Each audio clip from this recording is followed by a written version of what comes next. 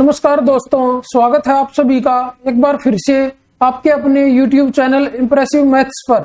आशा करता हूं कि आप सब अच्छे होंगे। आज की इस वीडियो में हम 3 फरवरी 2022 को हुए SSC CGL 2020 टायर 2 के क्वेश्चन नंबर 26 से लेके क्वेश्चन नंबर 50 तक के क्वेश्चंस को सोल्व करेंगे। तो चलिए स्टार्ट करते हैं अपने क्वेश्चन नंबर 26 से। क्वेश्चन नंबर 26 में हमसे पूछा हुआ है कि उस सबसे छोटी संख्या के अंकों का योग कितना होगा जिसे 36, 72, 80 और 88 से विभाजित करने पर शेष क्रमशः 16, 52, 60 और 68 प्राप्त होता है। तो इसमें से सबसे पहले हम 36 में से 16 को माइनस करेंगे तो कितना आएगा, 20 आएगा। 72 में से अगर 52 को माइनस करेंगे तब भी 20 आएगा। इसमें से 60 को माइनस करेंगे तो भी 20। 88 में से 68 माइनस करेंगे तो भी 20 आएगा। मतलब इसमें हमें सबसे पहले जो ये 4 संख्याएं दी हुई हैं इनका एलसीएम निकालना है और फिर उसमें से 20 माइनस करना है तो वो संख्या आ जाएगी। फिर उस संख्या के अंकों को जोड़ देंगे तो हमारा आंसर आ जाएगा उससे। लेकिन अगर हम डायरेक्ट निकालना चाहे अपना आंसर तो इधर हम देख लेते हैं, ये हमारा एक 36 है और इधर 72 भी है और ये दोनों के दोनों 9 के मल्टीपल हैं। मतलब जो हमारी संख्या आएगी वो 9 का मल्टीपल आएगी और उसमें से अगर मैं 20 माइनस करूंगा तो वो 2 कम हो जाएगी 9 के मल्टीपल से। अगर मैं जो ये अंक दिए हुए हैं इसमें 2 ऐड कर देता हूं तो 2 ऐड करने के बाद जो भी संख्या आएगी वो 9 का मल्टीपल होना चाहिए, वही हमारा आंसर हो जाएगा। अगर मैं 17 में 2 ऐड करता हूं तो मेरा 19 आ जाएगा, तो ये हमारा आंसर नहीं होगा।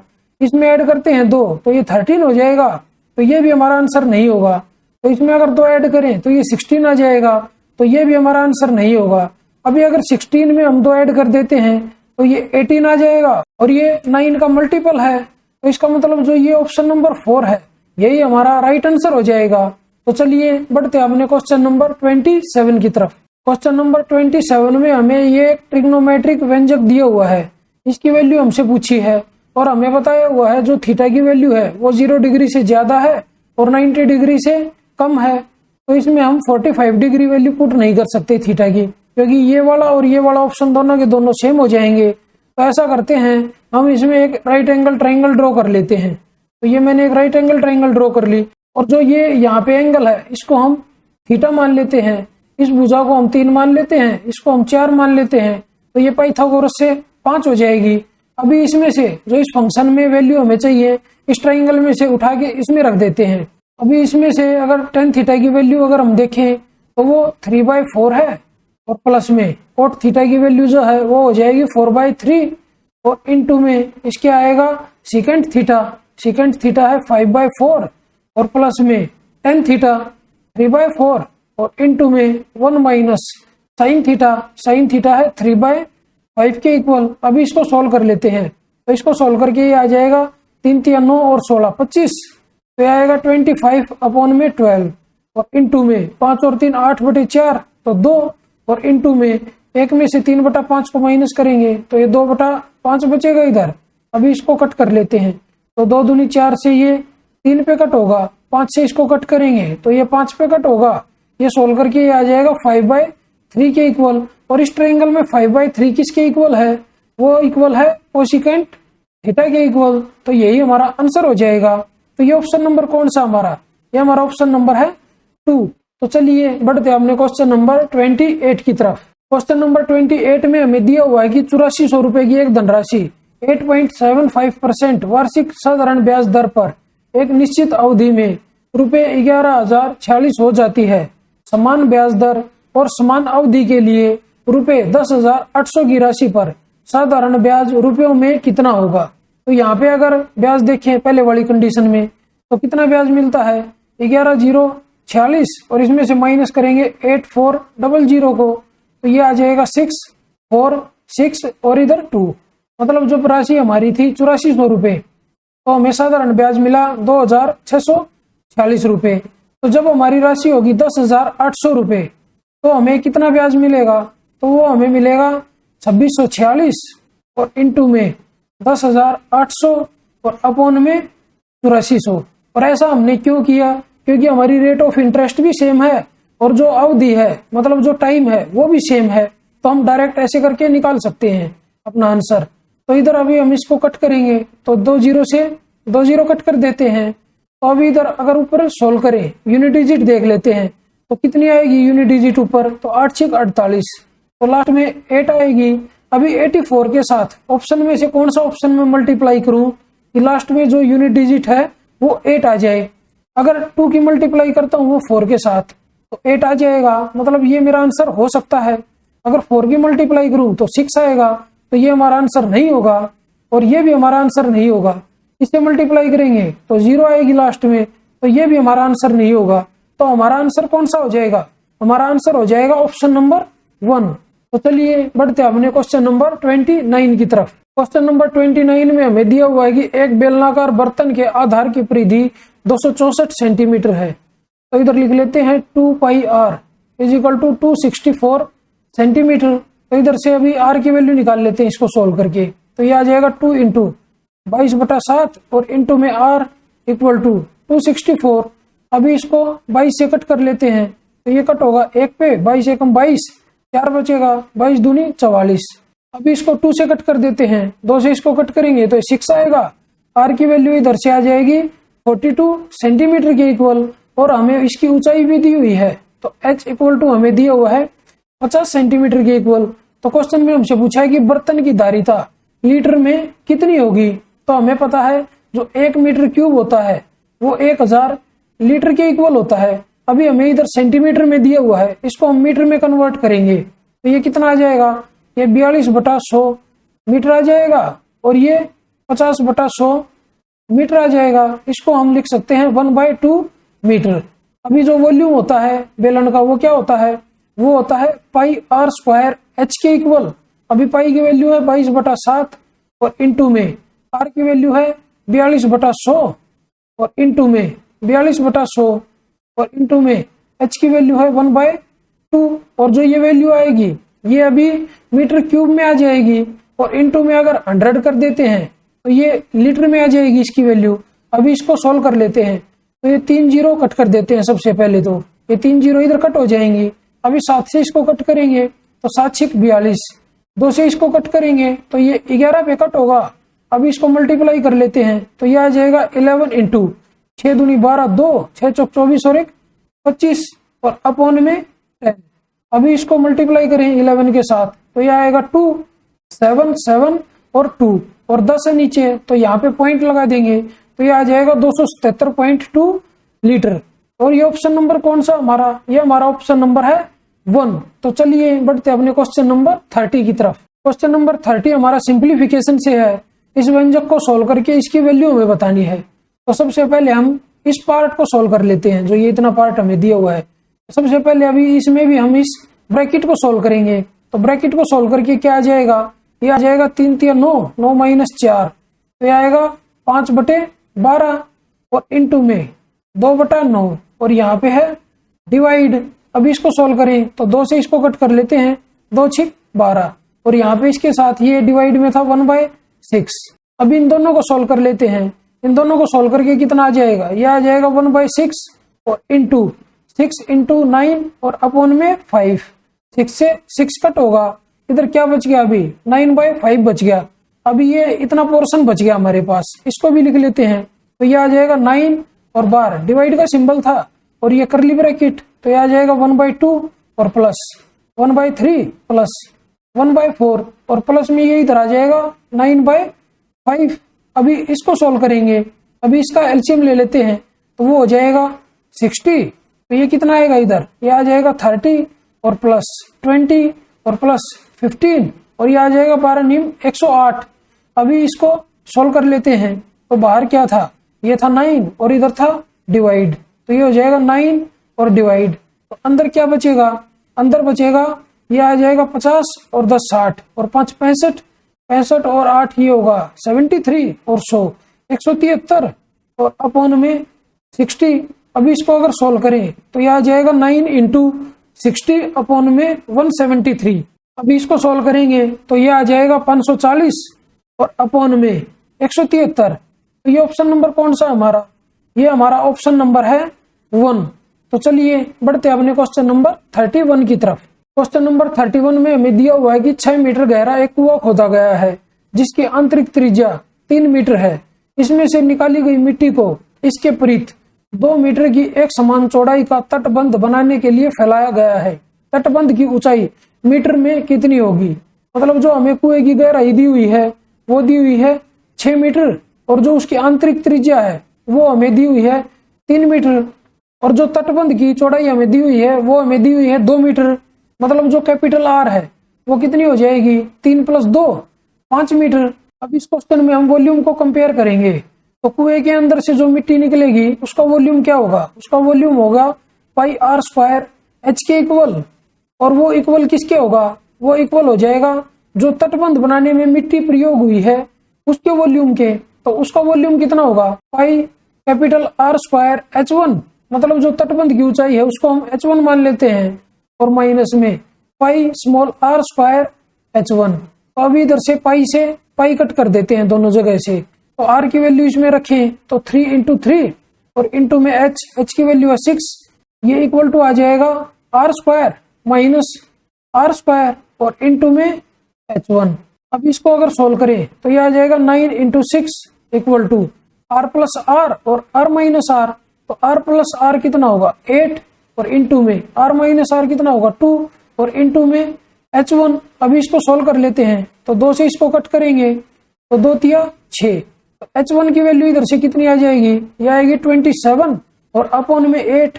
अभी इसको सोल्व करें तो 8 × 24 और इधर 3 बचेगा और अपॉन में 8। तो इधर से जो तटबंध था उसकी ऊंचाई आ जाएगी 3 सही 3/8 मीटर के इक्वल। और ये ऑप्शन नंबर कौन सा हमारा? ये हमारा ऑप्शन नंबर है 4। तो चलिए बढ़ते अपने क्वेश्चन नंबर 32 की तरफ। क्वेश्चन नंबर 32 में हमसे ये ट्रिग्नोमेट्रिक व्यंजक की वैल्यू पूछी हुई है और हमें बताया हुआ है जो थीटा की वैल्यू है वो 0 डिग्री से तो ज्यादा है और 90 डिग्री से कम है। तो इस क्वेश्चन में हम थीटा की वैल्यू 45 डिग्री पुट कर देते हैं, क्योंकि सारे के सारे ऑप्शन अलग अलग आएंगे 45 डिग्री पुट करने से। तो इसमें अगर 45 डिग्री पुट कर देते हैं तो यहाँ पे 45 डिग्री रखेंगे तो ये 1 आ जाएगा और माइनस सेकंड 45 कितना होता है? √2 और उसकी पावर 6। तो √2 का स्क्वायर कितना होगा? 2 और उसका क्यूब 8 और इधर आएगा प्लस, तो आ जाएगा 3 × 2 और इंटू में 1 और अपॉन में क्या आ जाएगा? अपॉन में आ जाएगा 1 और 1 2 और 2 4, तो अपॉन में 4 आ जाएगा और इक्वल टू ये आ जाएगा 1 - 8 और प्लस में 6 और अपॉन में 4। इसको सोल्व करेंगे तो ये आ जाएगा -1/4। तो ये माइनस में हमारा आंसर आएगा। तो ये वाला ऑप्शन और ये वाला ऑप्शन तो हमारा आंसर होगा नहीं। अभी इसमें अगर हम 45 डिग्री पुट कर देते हैं तो ये आ जाएगा √2 का स्क्वायर 2 और इंटू में 2, तो माइनस का 4 आएगा। तो ये भी हमारा आंसर नहीं होगा। तो हमारा आंसर कौन सा हो जाएगा? हमारा आंसर हो जाएगा ऑप्शन नंबर 4। तो चलिए बढ़ते अपने क्वेश्चन नंबर 33 की तरफ। क्वेश्चन नंबर 33 में हमें दिया हुआ है कि एक व्यापारी ने 640 kg चावल खरीदा। उसने कुछ चावल 20% के लाभ पर और शेष चावलों को 5% की हानि पर बेच दिया। उसे पूरे सौदे में 15% का लाभ हुआ।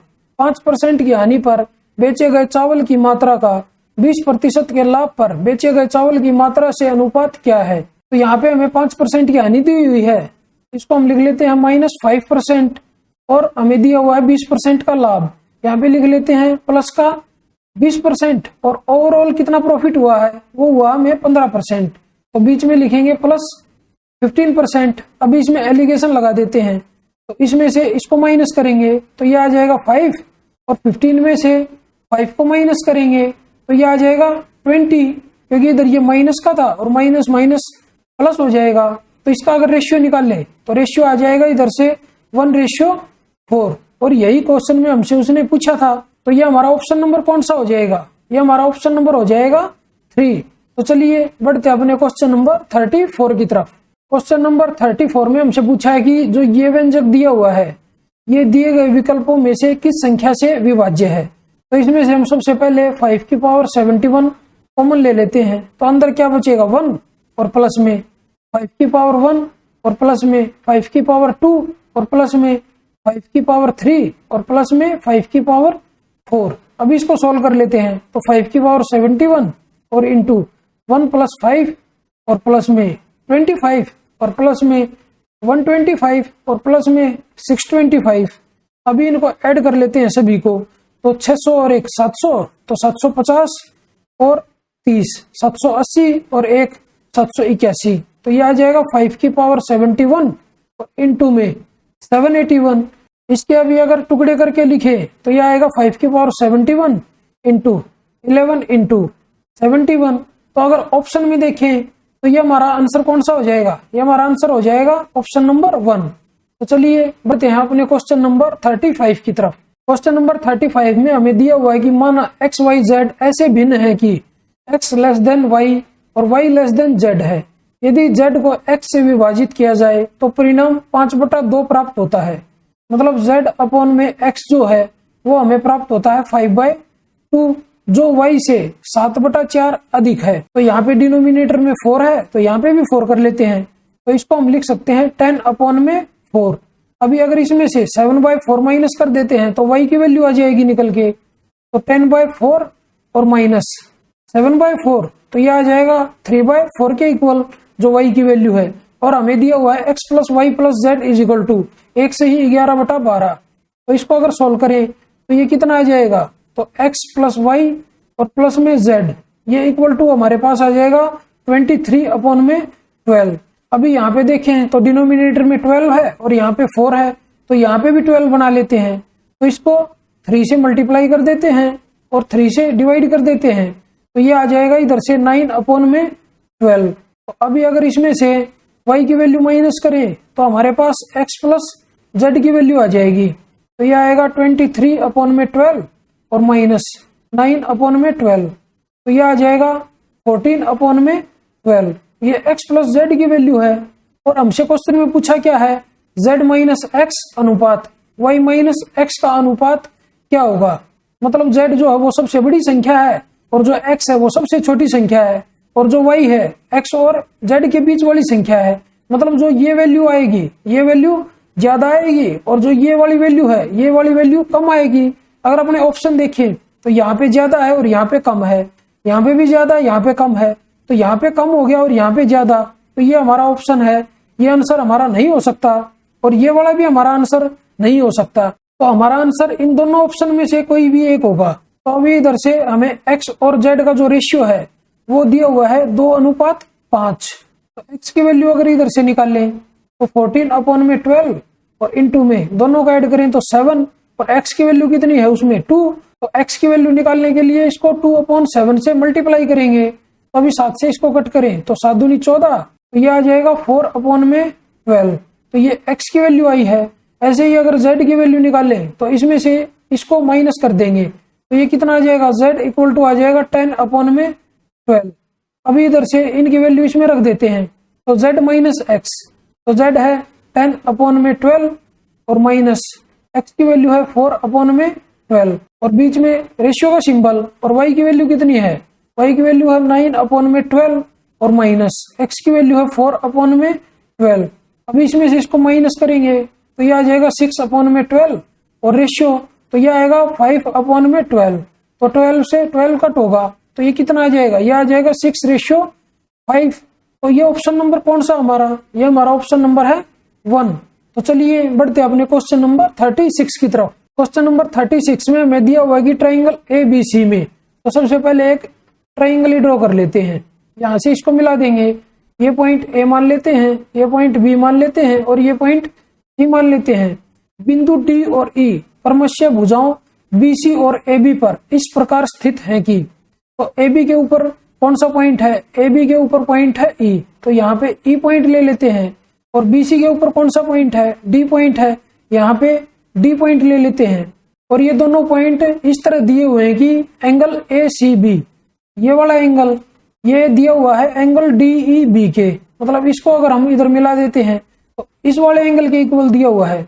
अगर ये छोटे वाली ट्राइंगल देखें BED और ये बड़े वाली ट्राइंगल देखें BAC, तो इन दोनों ट्राइंगल में ये वाला एंगल जो है वो कॉमन है, तो ये थर्ड एंगल जो बच गया ये वाला इस थर्ड एंगल के इक्वल हो जाएगा। अगर ये तीनों के तीनों एंगल इक्वल हैं तो ये दोनों की दोनों ट्राइंगल सिमिलर हो जाएंगी।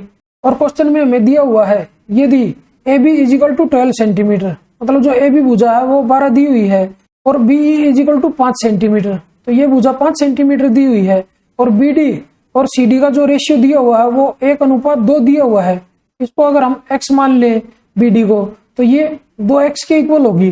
अभी क्वेश्चन में हमसे पूछा है BC की लंबाई बताइए, तो BC ये पूरी की पूरी भुजा है, तो ये इधर लिख देते हैं 3x BC की जगह। और इसके अपोन में क्या आएगा, इसके सामने कौन सा एंगल था, ये वाला एंगल था बड़े वाली ट्रायंगल में, तो छोटे वाली ट्रायंगल में इस एंगल के सामने कौन सी भुजा है, 5 है, तो अपोन में 5 आ जाएगी। और इक्वल टू, अभी इस एंगल के सामने बड़े वाले ट्रायंगल में कौन सी भुजा है, 12 है, और अपोन में अगर छोटे वाले ट्रायंगल में इस एंगल के सामने भुजा देखें तो वो x है। अभी इसको क्रॉस मल्टीप्लाई कर लेते हैं और इधर से x की वैल्यू निकाल लेते हैं। अभी 3 से इसको कट करेंगे तो इधर 4 आ जाएगा, तो x स्क्वायर की वैल्यू इधर से आ जाएगी 20 के इक्वल, तो x की वैल्यू इधर से निकाल लें तो वो आ जाएगी 2√5 के इक्वल।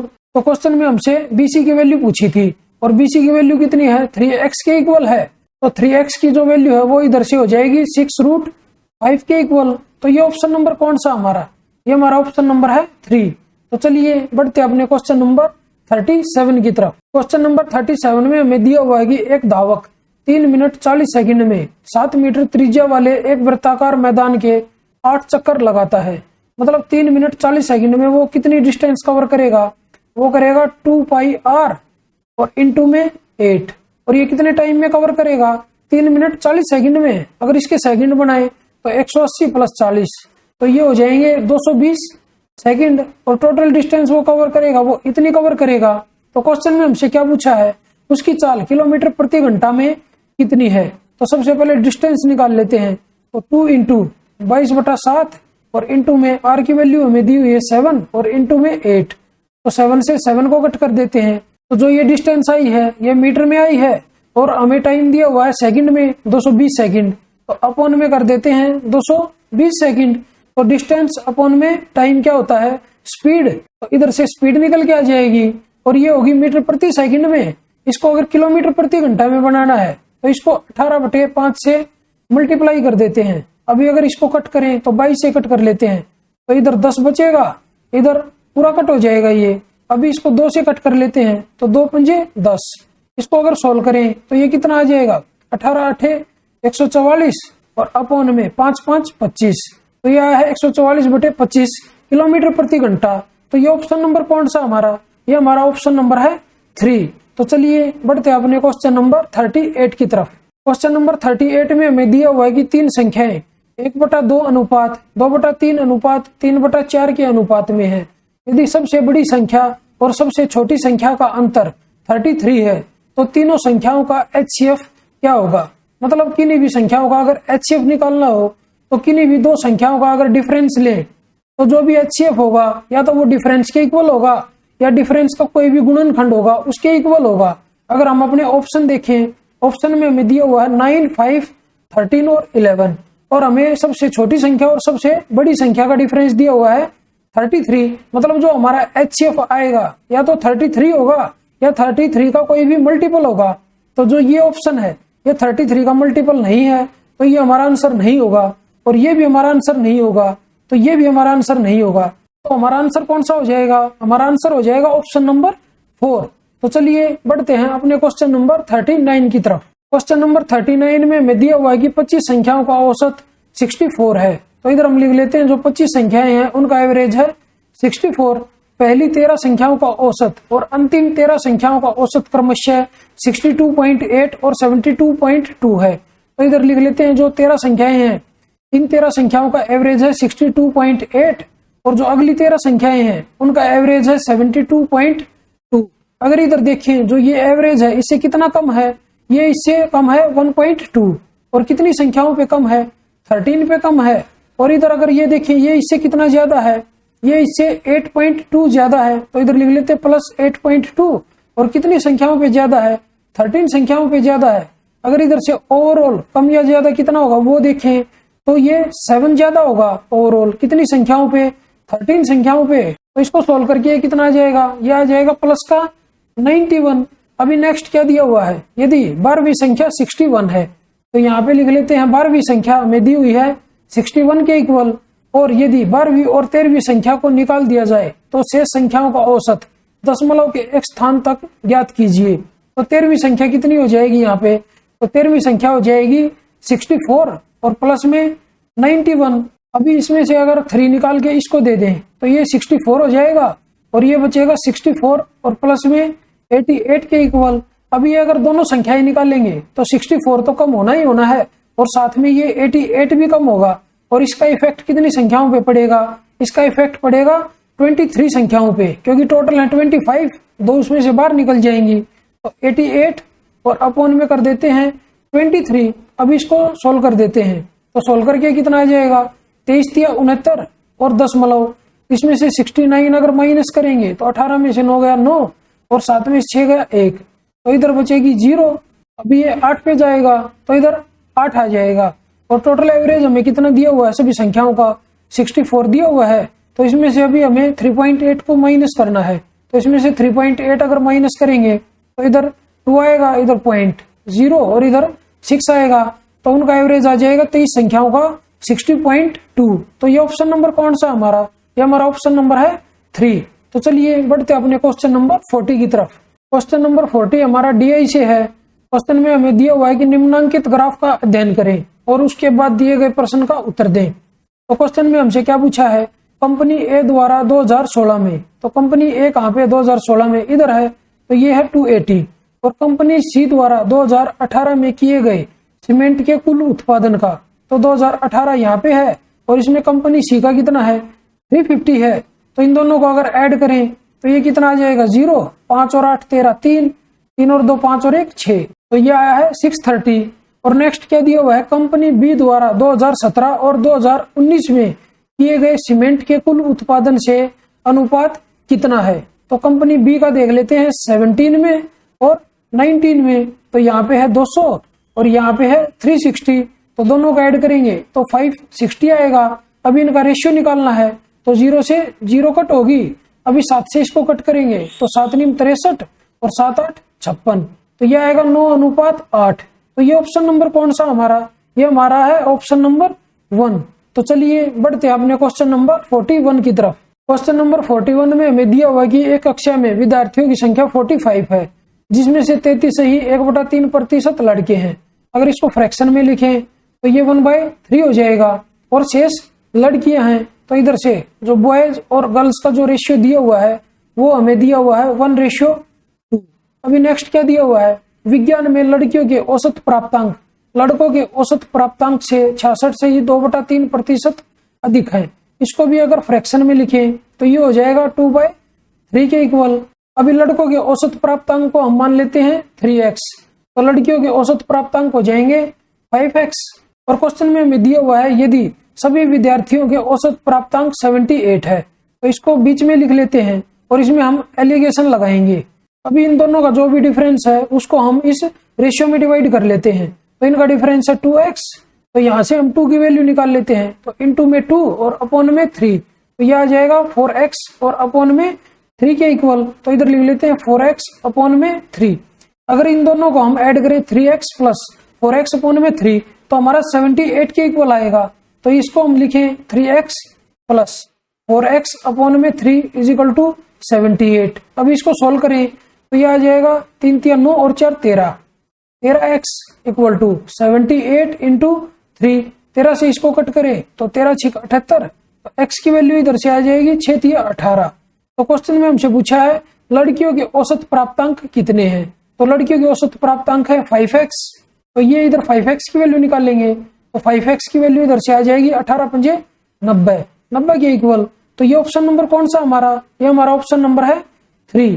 तो चलिए बढ़ते हैं अपने क्वेश्चन नंबर 42 की तरफ। क्वेश्चन नंबर 42 में हमें दिया हुआ है कि एक वर्ग ABCD में, तो सबसे पहले हम एक वर्ग बना लेते हैं ABCD। ये पॉइंट है, इसको हम A मान लेते हैं, इसको B मान लेते हैं, इसको C मान लेते हैं और इसको D मान लेते हैं। विकर्ण AC और BD बिंदु O पर प्रतिच्छेद करते हैं, तो इसका विकर्ण है ये AC और ये विकर्ण है BD, ये दोनों के दोनों बिंदु O पर मिलते हैं।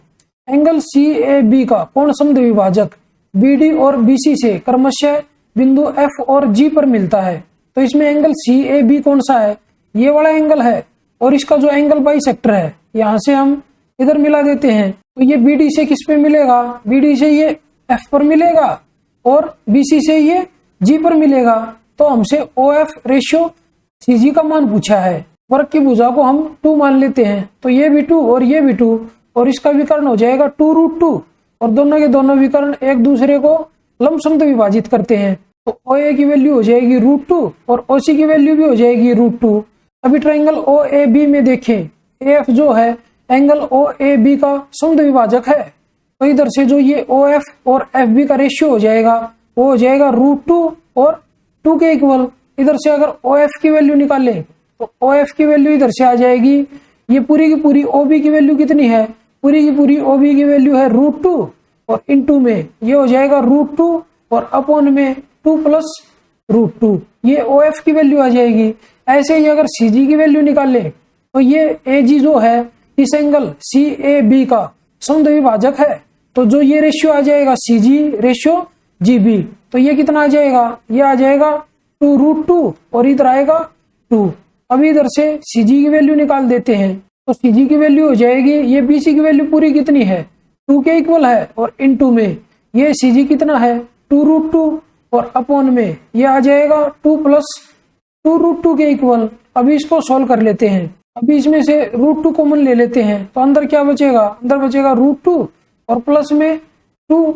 अभी ये इससे कट हो जाएगा पूरा का पूरा, और ये √2 से ये √2 कट हो जाएगा, और इस 2 से ये दोनों के दोनों √2 कट हो जाएंगे, तो इधर क्या बचेगा, इधर बचेगा 1 और इधर बचेगा 2। अभी दोनों का रेशियो हमें बताना था, तो ये हो जाएगा 1:2।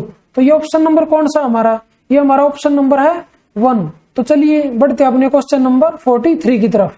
क्वेश्चन नंबर 43 में हमें दिया हुआ है कि 5,000 रुपए की राशि को 2 भागों में इस प्रकार विभाजित किया जाता है कि पहले भाग पर 4 सही 1/5 वर्ष के लिए 6 सही 2/3% प्रति वर्ष की दर से साधारण ब्याज, दूसरे भाग पर 2 सही 3/4 वर्ष के लिए 4% प्रति वर्ष की दर से साधारण ब्याज का 2 गुना है। दूसरे भाग का पहले भाग से अनुपात है। अभी पहले भाग को हम x मान लेते हैं और दूसरे भाग को हम y मान लेते हैं, और पहले भाग के लिए टाइम कितना है 4 सही 1/5, ये हो जाएगा इनटू में 21/5, और रेट ऑफ इंटरेस्ट कितनी है 6 सही 2/3, और इनटू में ये हो जाएगी 20/3%। और अभी दूसरे भाग के लिए जो हमें टाइम दिया हुआ है वो दिया हुआ है 2 सही 3/4 वर्ष, तो इनटू में ये हो जाएगा 11/4, और इनटू में रेट हमें दी हुई है 4%, तो इनटू में 4%। अभी हमें बताया हुआ है कि जो इस भाग पे जो ब्याज मिलता है और जो इस भाग पे ब्याज मिलता है वो इस भाग पे मिले हुए ब्याज का डबल है, तो इसको अगर हम 2 से मल्टीप्लाई कर दें तो ये दोनों के दोनों जो भाग हैं वो इक्वल हो जाएंगे।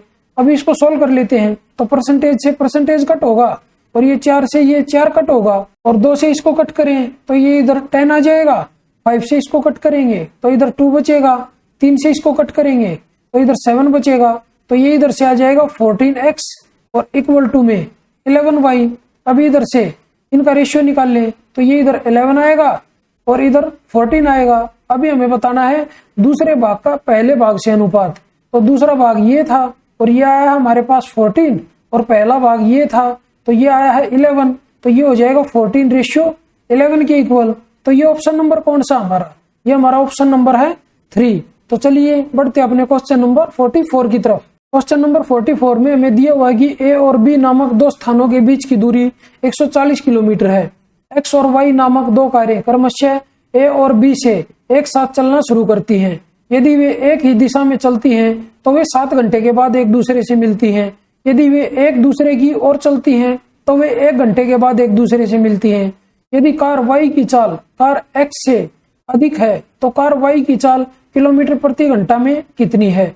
तो जो कार Y की चाल है उसको हम Y किलोमीटर प्रति घंटा मान लेते हैं, और जो कार X की चाल है उसको हम X किलोमीटर प्रति घंटा मान लेते हैं। तो फर्स्ट कंडीशन में अगर हम देखें, जब वो एक ही दिशा में चलती हैं तो उनकी जो रिलेटिव स्पीड आएगी वो माइनस होके आएगी, तो y minus x equal to आ जाएगा 140/7, तो 20 किलोमीटर प्रति घंटा।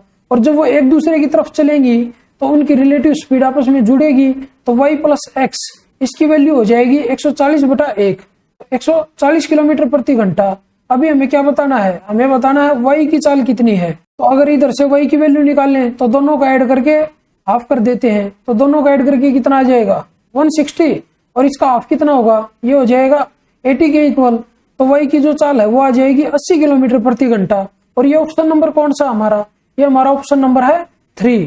तो चलिए बढ़ते अपने क्वेश्चन नंबर 45 की तरफ।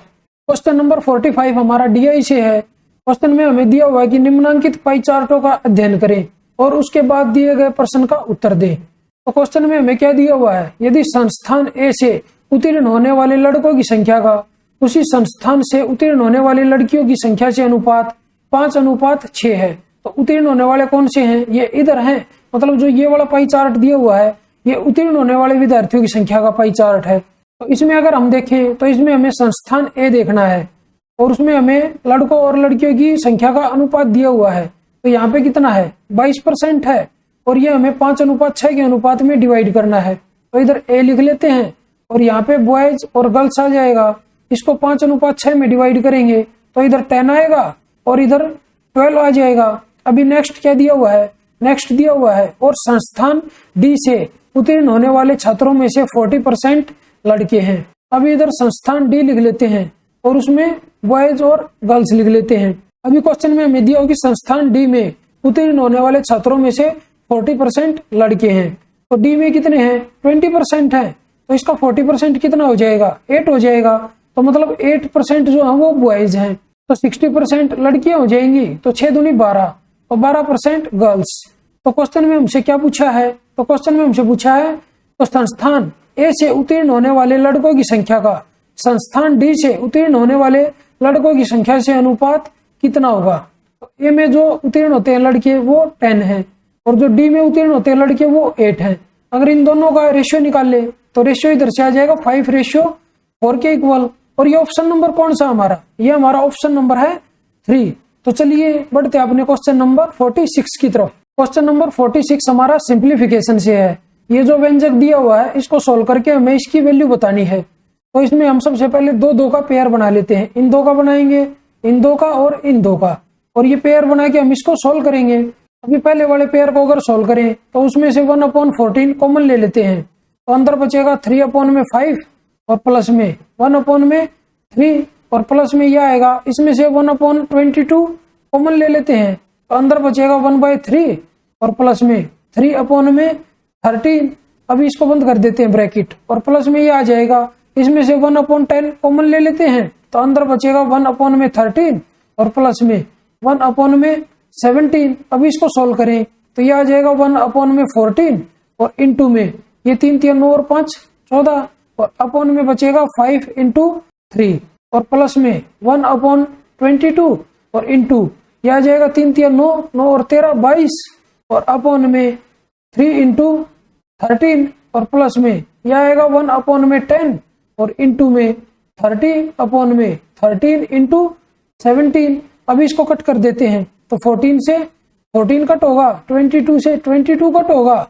अभी ये 0 से ये 0 कट हो जाएगी। अभी इन दोनों में से 1/3 कॉमन ले लेते हैं, तो इधर 1/3 कॉमन आ जाएगा, तो अंदर बचेगा 1/5 और प्लस में 1/13 और इसके प्लस में इधर बच जाएगा 3/13 × 17। अभी इसको सोल्व करें तो यह आ जाएगा 1/3 और इंटू 18/5 × 13। 3 से इसको कट करेंगे तो 6 आएगा इधर और प्लस में ये इधर था 3/13 और इंटू में 17।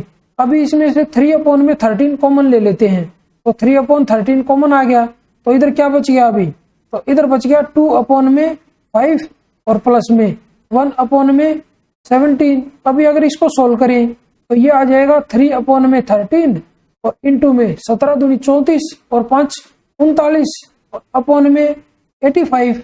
तो 13 से इसको कट करेंगे तो 3 पे कट होगा, तो ये इधर से आ जाएगा 9/85 के इक्वल। और ये ऑप्शन नंबर कौन सा हमारा, ये हमारा ऑप्शन नंबर है 3। तो चलिए बढ़ते हैं अपने क्वेश्चन नंबर 47 की तरफ। क्वेश्चन नंबर 47 में हमें दिया हुआ है कि एक व्यक्ति का मासिक वेतन 1,60,000 रुपए था।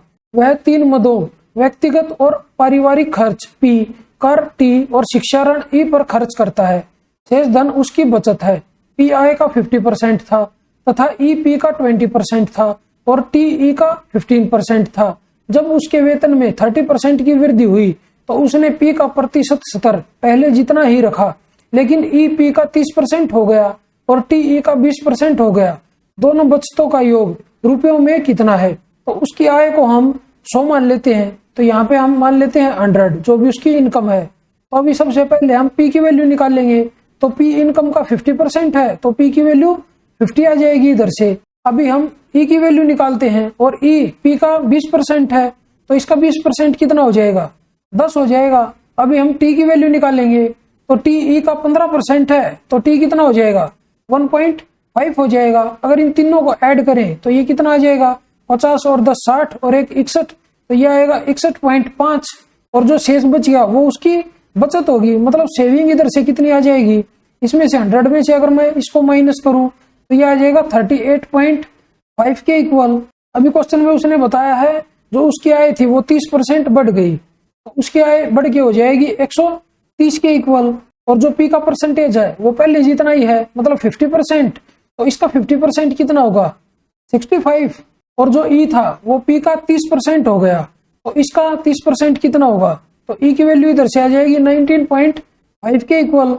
और जो टी था वो ई का 20% हो गया, तो इसका अगर 20% निकालें तो वो आ जाएगा 3.9 के इक्वल। अभी अगर इन तीनों को ऐड कर दें तो ऐड करके कितना आ जाएगा, 9 और 5 14, 4 आएगा इधर, 3 और 1 4, 4 और 9 13, 13 और 5 18, 8, तो 6 और 1 7 और 1 8, तो यह आया है 88.4। अभी 130 में से इसको माइनस करेंगे तो सेविंग आ जाएगी, तो 10 में से 4 गया 6, तो 9 में से 8 गया 1, और इधर 12 में से 8 गया 4, और यहाँ पे 10 आएगी।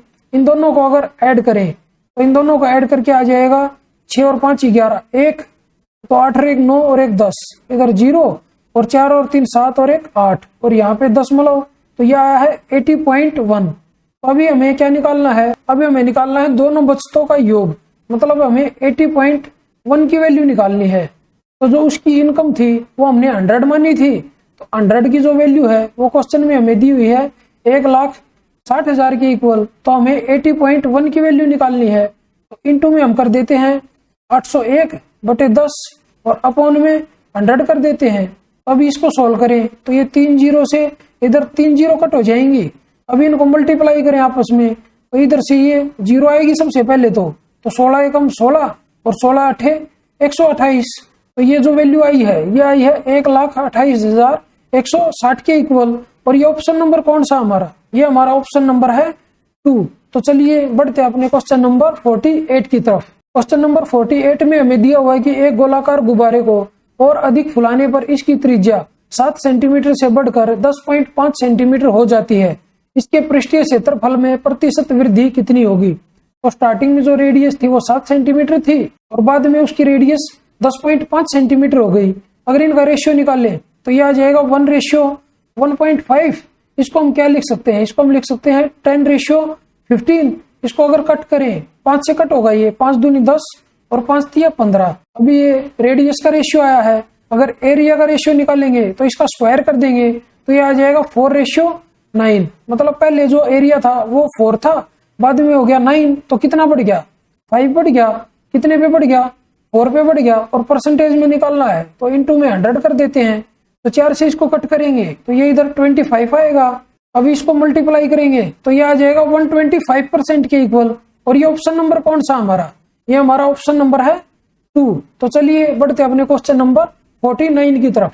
क्वेश्चन नंबर 49 में हमें दिया हुआ है कि एक बेलन का आयतन 4312 घन सेंटीमीटर है और बेलन का आयतन क्या होता है, वो होता है πr²h, वो इक्वल हमें दिया हुआ 4312 के। और हमें बताया हुआ है इसका लेटरल सरफेस एरिया जो है इसके टोटल सरफेस एरिया का 1/3 है। मतलब जो इसका लेटरल सरफेस एरिया है वो है टोटल सरफेस एरिया और अपॉन में 3 के। तो लेटरल सरफेस एरिया क्या होता है, इसका लेटरल सरफेस एरिया होता है 2πrh और ये इक्वल होगा 2πrh और प्लस में 2πr² और अपॉन में 3 था, तो ये इसको इधर लेके आ जाते हैं तो ये 3 दूनी 6 हो जाएगा। अभी इसको इस तरफ लेके आ जाते हैं तो ये इधर बचेगा 4πrh और इक्वल टू ये होगा 2πr² के। तो पाई से पाई कट होगा, एक r से ये r कट हो जाएगा, इस 2 से इसको कट करेंगे तो इधर 2 बचेगा, तो इधर h की वैल्यू जो है वो आ जाएगी r/2 के इक्वल। अभी इसमें रख देते हैं h की वैल्यू और इधर से r की वैल्यू निकालेंगे तो इधर पाई की वैल्यू है 22/7 के इक्वल और इनटू में r², h की जगह रख देते हैं r/2, ये इक्वल है 4312 के। अभी इसको सोल्व कर लेते हैं। तो 2 से इसको कट करेंगे तो ये 11 आएगा, 11 से इसको कट करेंगे तो 11 तिया 33, 10 बचेगा तो 11 99 और 11 दूनी 22। तो आर क्यूब की वैल्यू इधर से आ जाएगी 7 इंटू, इसके भी टुकड़े कर लेते हैं तो 7 इंटू, तो 7 पंजे 35 और 7 6 42। तो आर की वैल्यू इधर से आ जाएगी 7 इंटू 8 का क्यूब रूट कितना होता है 2, तो ये आ जाएगी आर की वैल्यू 14 के इक्वल। और एच की वैल्यू कितनी हो जाएगी, एच की वैल्यू इधर से हो जाएगी 7 के इक्वल। अभी हमसे क्या पूछा है, उसका वक्र पृष्ठीय क्षेत्रफल वर्ग सेंटीमीटर में कितना है, मतलब हमें 2 पाई आर एच की वैल्यू बतानी है। तो 2 इंटू 22/7 और इंटू में आर की वैल्यू है 14 और इंटू में एच की वैल्यू है 7, तो 7 से 7 कट होगा। अभी इसकी मल्टीप्लाई करें तो 14 चौक 56, तो ये हो जाएगा 11 इंटू 56। अभी इसको मल्टीप्लाई करें 11 के साथ तो ये आएगा 6, 1 और 6। और ये ऑप्शन नंबर कौन सा हमारा, ये हमारा ऑप्शन नंबर है 4। तो चलिए बढ़ते अपने क्वेश्चन नंबर 50 की तरफ। क्वेश्चन नंबर 50 में हमें दिया हुआ है कि समीकरणों 7x + 11y = 3 और 8x + y = 15 के ग्राफ बिंदु P पर प्रतिच्छेद करते हैं, जो कि समीकरण डैश के ग्राफ पर भी स्थित है। क्वेश्चन में हम सबसे पहले बिंदु P की वैल्यू निकालेंगे, मतलब हमें निकालना है P ऑफ x, y। इन दोनों इक्वेशन को सोल्व करेंगे और x और y की वैल्यू निकालेंगे। तो सबसे पहले मैं इस वाली इक्वेशन को 11 से मल्टीप्लाई कर देता हूँ। तो 88x और प्लस में 11y = 165। अभी इसमें से इसको माइनस करेंगे तो 7x और प्लस में 11y = 3। इसमें से इसको माइनस करेंगे तो ये माइनस, ये भी माइनस और ये भी माइनस, ये इधर आ जाएगा 81x और ये कट हो जाएगा आपस में, ये इक्वल टू आएगा 162 के। अभी इधर से x की वैल्यू निकालें तो x की वैल्यू 2 के इक्वल आ जाएगी। अभी इस इक्वेशन में x की वैल्यू 2 रख देते हैं तो ये आ जाएगा 16 और प्लस में y = 15। तो y की वैल्यू इधर से आ जाएगी -1 के इक्वल। अभी जो ये x और y की वैल्यू है अपने ऑप्शन में रख देते हैं, जिस भी ऑप्शन में इक्वेशन सेटिस्फाई हो जाएगी वही हमारा आंसर हो जाएगा। अगर फर्स्ट वाले ऑप्शन में ये वैल्यू रखें तो 2 दूनी 4 और -1 3, तो ये 2 के इक्वल है, तो ये हमारा आंसर नहीं होगा। तो 2 दूनी 4 और प्लस में 1 5, इधर 1 आया है तो ये भी हमारा आंसर नहीं होगा। तो इधर रखेंगे अगर 3 दूनी 6 और माइनस में 5 तो 1 आ जाएगा। मतलब जो ये वाली इक्वेशन है इसमें x और y की वैल्यू रखने से ये इक्वेशन सेटिस्फाई होगी, मतलब यही हमारा आंसर हो जाएगा। तो चलिए आज की इस वीडियो को यहीं पे समाप्त करते हैं और जल्दी ही मिलते हैं इस वीडियो के नेक्स्ट पार्ट में। तब तक के लिए बाय बाय, टेक केयर। अगर आप लोगों को ये वीडियो पसंद आई हो तो इस वीडियो को लाइक कीजिए, अपने दोस्तों के साथ शेयर कीजिए और अगर आप मेरे चैनल पर नए हैं तो मेरे चैनल को सब्सक्राइब जरूर कीजिए। और अगर आप लोगों को इस क्वेश्चन पेपर की PDF बाइलिंगुअल में चाहिए तो मेरे टेलीग्राम चैनल इंप्रेसिव मैथ्स को ज्वाइन करना ना भूलें। धन्यवाद।